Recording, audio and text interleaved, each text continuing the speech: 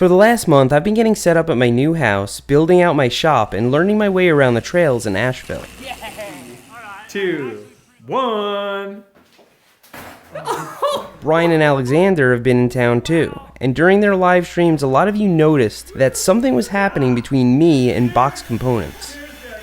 Why is there a Box banner in my shop? And why are there Box parts all over my bikes? That's what this video is about. Let's start at the beginning. This winter I reviewed the BoxOne, an 11-speed derailleur and shifter made by Box Components. Take a look at this box. Global Mountain Bike Network then also reviewed it, and some of you guys gave them a pretty hard time about that. To be fair, I wasn't the first person to review the thing. Singletracks, PinkBike, and MTBR all tested it out before I did. Anyway, back to my review. If you remember, I tested the BoxOne for about a month, and gave it both praise and criticism. I was concerned with the clutch, wasn't sure how I felt about the lever, and noted that for an 11-speed drivetrain, it wasn't exactly cheap. On the positive side, I loved the quality of the shifting, and mentioned how admirable it was to develop a high-end drivetrain amid such formidable competition. Most of all, I liked how robust and serviceable it was. Most of us replace our derailleurs and shifters when they wear out, but the most demanding of users can wear out a clutch or muck up a shifter in one season. The BoxOne gives users the ability to replace a worn clutch or totally restore a shifter by cleaning a self-contained mechanism. To me, features like these are important. So I kept in touch with Box and got some more info about the stuff they were working on.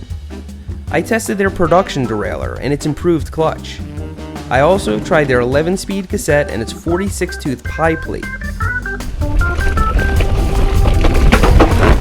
I even smashed one of their carbon rims into a rock without so much as a ding.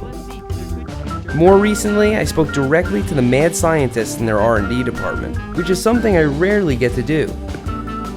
Fast forward a month later, and I'm an official brand ambassador and product tester for Box.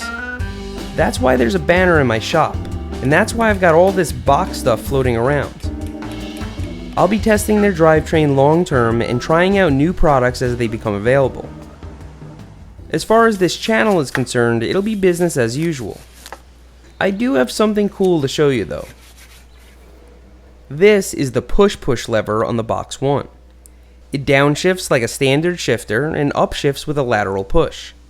For a guy like me with stubby fingers, I thought this lever could be improved, so I sent Box a rendering I did in Photoshop.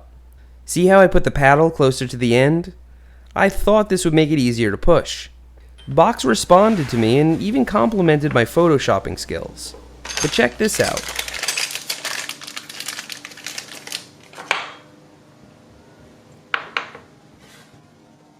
Box didn't cough up these prototype levers without some coaxing.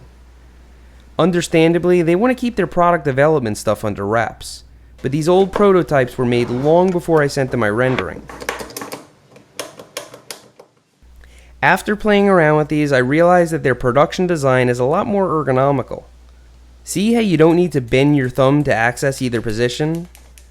For some reason, I didn't realize that, and I had my lever too close. In fact, I had experimented with a lot of positions before finally moving my brake exactly where I wanted it and butting the shifter against it inboard. I thought this would place it too far away, but in fact, it feels perfect to me. I prefer my levers free and clear of my grips. When I'm descending, I grip in the center and can access my brakes just fine. When traversing, I tend to hold further inwards where I can reach my shifter and dropper more easily. Maybe I get this preference from my BMX days. Anyway, I have these prototype levers to thank for the experiment that led me to readjusting my levers. Plus, it's interesting to me to see this lever's ancestors. To come up with this, a lot of designs were made, tested on the trails, and sent back to the lab for revision.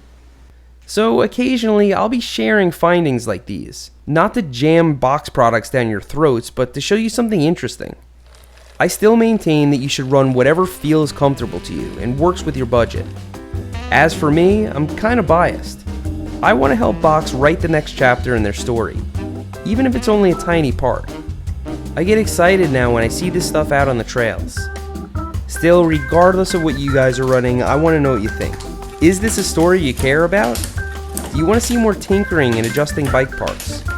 Or are you that crazy old guy that shows up to the Enduro with a single speed? Let me know. Thanks for riding with me today, and I'll see you next time. Wow, you got a lot of air right